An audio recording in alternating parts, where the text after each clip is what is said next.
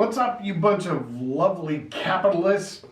I know I have capitalists in this audience because, well, what's the alternative, right? It's not good. I know I have people in my audience that are like, hey, maybe we shouldn't be giving all this money to people. Like, you don't keep watching these videos because you think that the government just giving people money for no good reason is a good idea. You know that bad things come of it. Especially when it comes to like getting people off the couch to go back to work. Look, I'm so anxious to get into this video that I haven't even announced that today is May 9th, Sunday, Mother's Day. And before I go for it, I just want to acknowledge all the mothers in the audience and all the mothers around the globe, because really our society would not work, any society would not work without the nurturing and the caring and those really great attributes that come from women. Men are kind of, we're clumsy. We just kind of hit our thumbs with nails, and we just like come in and we mess stuff up, and then women fix stuff. That's the way I see it. And they're just the best part of our humanity. So sincerely, thank you to all the mothers out there. Happy Mother's Day. Okay, so now I got to get into it. There's two elephants in the room. Well, actually, if you include me, there might be three. Okay, there's two though. The first one is my shirt. Huh? What about that? See, I'm starting to show more and more myself. Guess what? Oh, that is see-through. That Arizona is kind of see-through. That's not supposed to be see-through. That's yellow. I guess maybe yellow can be see-through too. That's kind of cool. Representing the great state of Arizona. One of the best states to live in, mind you, in a time like this, where we're overly politically correct and we're confiscating, the ability to protect yourself. And then we're doing all kinds of crazy things in other states, including overtaxing. Arizona's pretty decent. It's a good place to be. It's a happy medium, okay? It's definitely not California, and it doesn't have so many Californians yet that it looks like Colorado. Anyways, I'm not knocking either of those states, by the way. I know that there's rational, sane people in those states that are like looking around going, what in the hell? What is going on? What are these people thinking? Because when you're paying somebody $50 just to come in to interview for a job, that tells you maybe the government has oversaturated, our markets with monetary rewards that are undeserved. Giving people money for no good reason. They're just sitting there on their couch. Hey, I make more at home on my couch than I would at your stupid $12 an hour job putting up with people. So why would I go do that? I'm just going to stay here on my couch playing video games, eating Cheetos. It's a sad state of affairs. But a lot of big things happened this week, and I don't want to dwell on just those little things. Even though those things really aren't little, they will lead to our demise.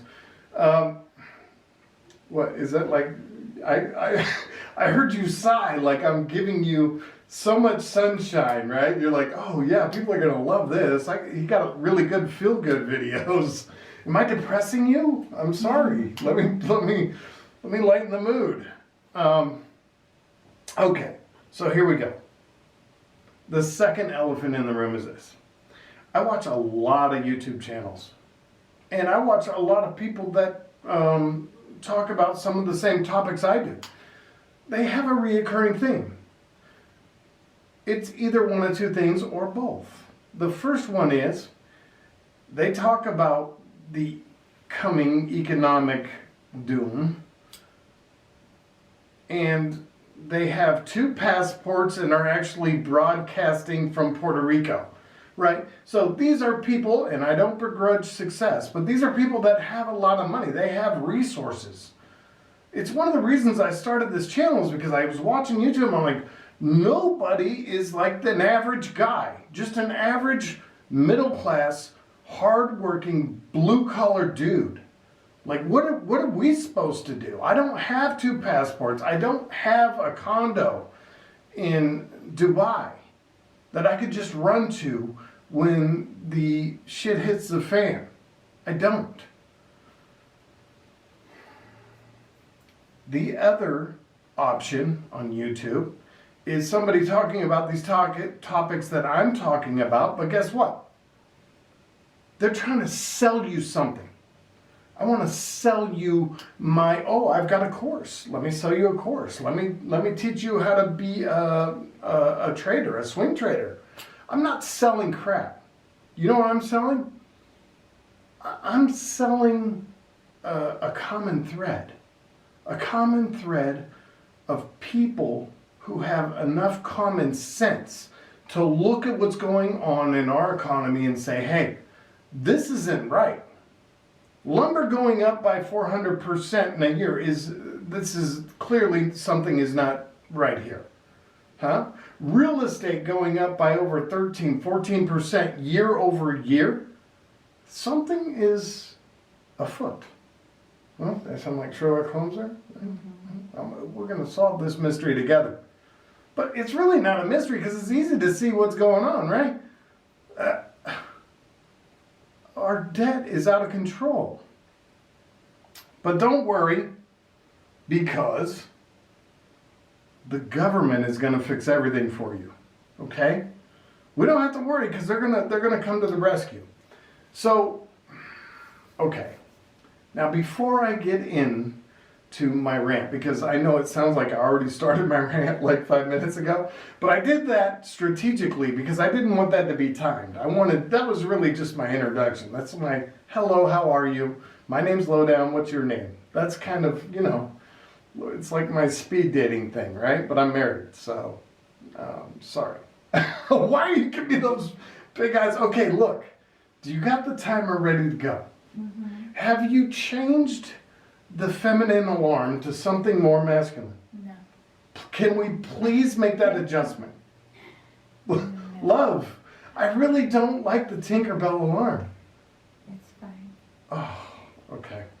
10 minutes on the clock. Mm-hmm. Let me go into my rant. Are you ready? Mm-hmm. Did you already start? No. Oh, damn.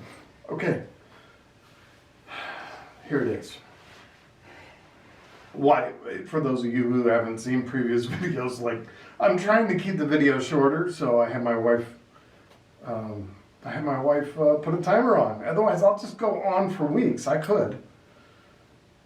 So, where do I start? Okay, from my last video, I had some people that I talked to this week, some friends and some family. They all had one common question, which was, I don't understand.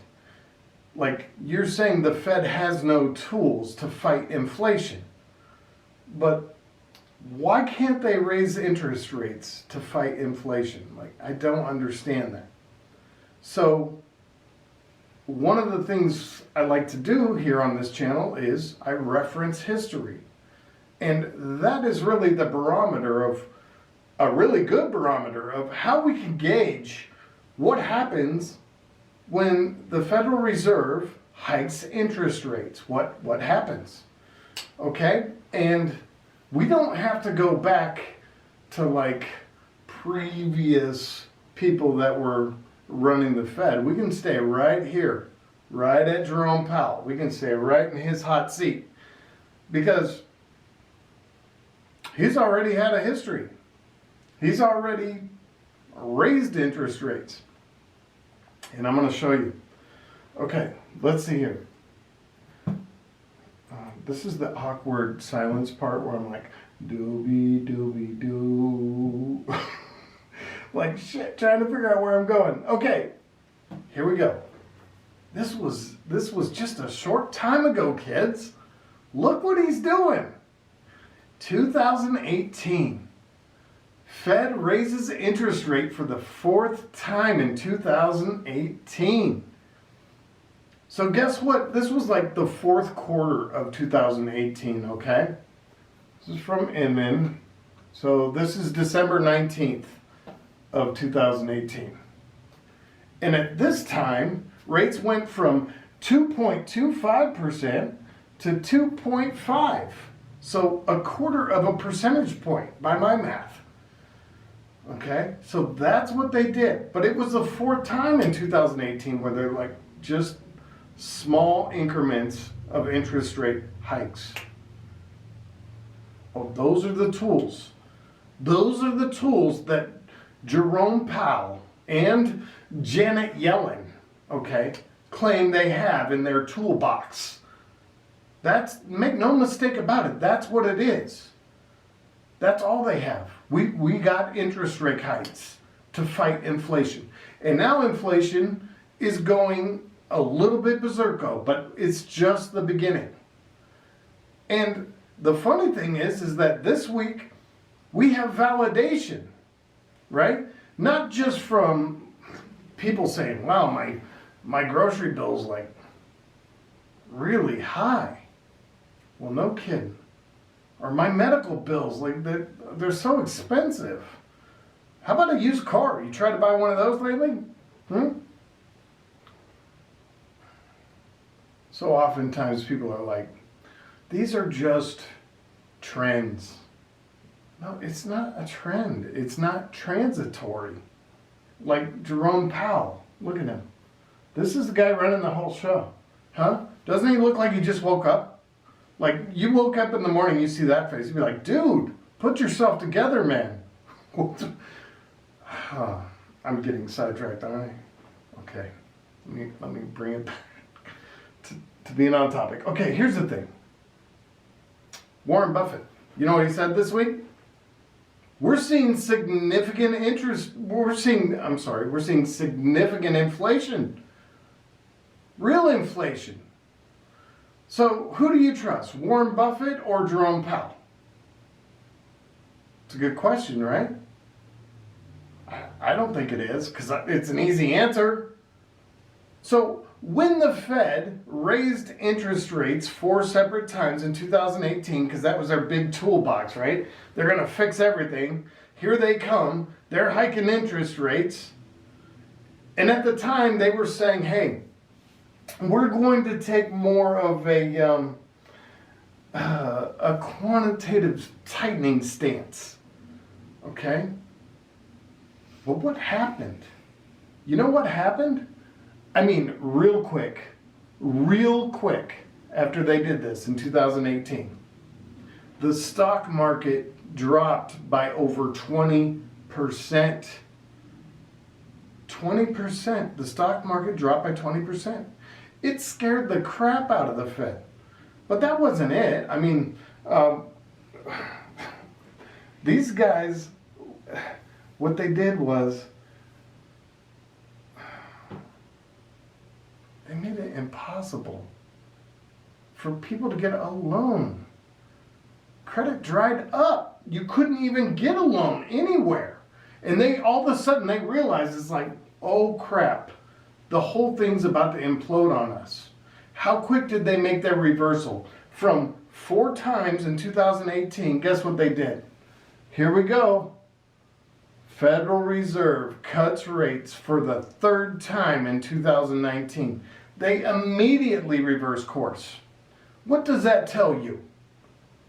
Like, they just raised rates in small increments over 2018, and in 2019, guess what happens? 3 separate cuts. They immediately reverse cuts because they knew, especially when they started seeing there was trouble in the repo markets, right? Like, oh crap, we are about to shit the bed. The whole time Trump was yelling, hey, why doesn't Jerome Powell at the Federal Reserve lower the interest rates? Why doesn't he do this? Do you remember him going on this huge rant about interest rates being too high? Why was he doing that? Because he knew everything was falling to crap. And certainly our politicians, whether they're Republicans or Democrats, they don't want the economy to fall to shit while they're in office. So of course he's pleading to Jerome Powell on the public format. Hey, the interest rates need to be almost zero. Like, why doesn't this guy cut the rates? He's gonna destroy our economy. And the Fed Reserve listened to Trump. They started cutting rates. And mind you, the Federal Reserve is supposed to be completely independent. But I think that transparency is completely, like, we're able to see now exactly what's going on. Like, everything is very transparent. Because now you have Janet Yellen in an official high government position, right? Who's a former Fed chair. So the Fed and our government are really married now. Look, our market is so fragile right now. Our economy is so fragile right now that Janet Yellen can't even suggest, like she did this week, she can't even suggest that at some point they're going to have to visit the idea of perhaps hiking interest rates. So she did that this week. Oh, Yellen clarifies inflation remark. Sees no need for Fed hike. When she just moments earlier in the day said that we're probably going to have to see some type of hike in interest rates. And somebody got on the phone with her and said, hey, Dodo Bird, why are you speaking about hiking interest rates? You know why they got on the phone to speak with her about that? Because the market started to tank again. In other words, the Fed cannot hike interest rates at all. They've painted themselves into a corner. Everybody understands and realizes how much debt is in this market. We have an incredible amount of debt. If you hike interest rates, we won't even be able to service our debt. And the markets are dumb in a lot of different ways, but they're not in that sense. They know it. Okay? So that big toolbox that the Fed claims to have, that they're going to, we're going to pull out our toolbox, and they may threaten, they're going to threaten that they'll hike interest rates all day long. That's signaling. I mean, that make people go crazy. Oh, that is so, hey, you gotta change that. It really affects my whole vibe over here. I can't handle that chime. Okay. Maybe, perhaps I went on too long about this, but I'm telling you, when it comes down to brass tacks, when it comes down to the bottom line, it is that the Fed cannot hike interest rates because our markets will implode. But they claim it's one of their tools in their toolbox. No, it's their only tool, and they can't use it. So just the suggestion that they're going to use it, and the markets begin to tank. That's what happened this week. Okay? Now, other things that happened this week, real quick. I don't know, 3 minutes? Give me 3 minutes. Here it is. Experts projected that we would see huge job growth. Okay? We're going to create, we're predicting there'll be 1 million new jobs. That's what experts said. Experts. That just kills me. Experts in what, you clowns? Like, if I was so wrong at predicting where things were going to go, like, these people should have been weathermen. Like, because the weatherman is always wrong. He never gets fired, right? Like, even here in Arizona, where almost every day is sunny, this guy is always wrong. They predicted 1 million new jobs. Guess what happened? Month of April. 266,000. How far off is that from 1 million? But I'm supposed to believe that everything is great, everything is fine. Huh? We're supposed to believe this. That, oh, this economy is really coming back. Kids, they just injected 1.6 trillion. How many trillions did they just inject previous to that? And previous to that? This is not good. There's no coming back from this. This is not, the economy is not booming back. It's just simply not true. So the workforce added just 266,000 new jobs in April. What does it mean for workers? And the article is going to be long and boring, but let's look at where we gained those jobs. So where were those jobs gained at? Guess what? The majority of those jobs, right here. Let's see, hold on. I don't want to lose my spot. Dun, dun, dun. Where jobs were added. Some of the biggest gains in jobs occurred in leisure and hospitality. That's how we're going to rebuild this country. That's how we're going to make America something significant again, is leisure and hospitality, which led the way, not by a little, but by 331,000 jobs. Meantime, you know what? You can go read this yourself, but guess what happened? Manufacturing dropped 18,000 jobs in the month of April. 18,000 jobs for manufacturing. But don't worry, because the hospitality industry, you know, these 15, 14, 13-hour dollar an hour jobs, this is where we're going to see America come back. What? Like, you have to look through the facade. That even the jobs we added are jobs based in hospitality. That's not going to save this country. We've got imports coming in ships docked off of Long Beach, 50 deep. And we're sending ships back to the other countries empty. What does this do for their economy? China's economy. What does it do for their economy? I'll tell you what it does. Their middle class is experiencing a huge growth. Why? Well, because they actually produce something. They actually manufacture something to sell to us. We don't make crap. And what we do make, it's questionable. So I'm glad that all of you think that we're going to be saved by the service industry. And I know none of my audience believes that. I know I'm preaching to the choir, and that part's kind of weird to me. Like, I'm preaching to people that already know what I'm saying is true. But let me bring it back to center, because I get so lost in my diatribe sometime that I go way over my time. And what are you looking at? Are you trying to look at my time? No. Oh. Okay. Another week. Things are changing quickly. Please prepare. Buy more water. Buy more canned goods. As we see food inflation rise, maybe it's a wise idea, and not just food inflation, it's inflation across the board. I'm like, wait a minute, how much is it for those little things that squirt incense every half hour in my living room? Like, those things are expensive.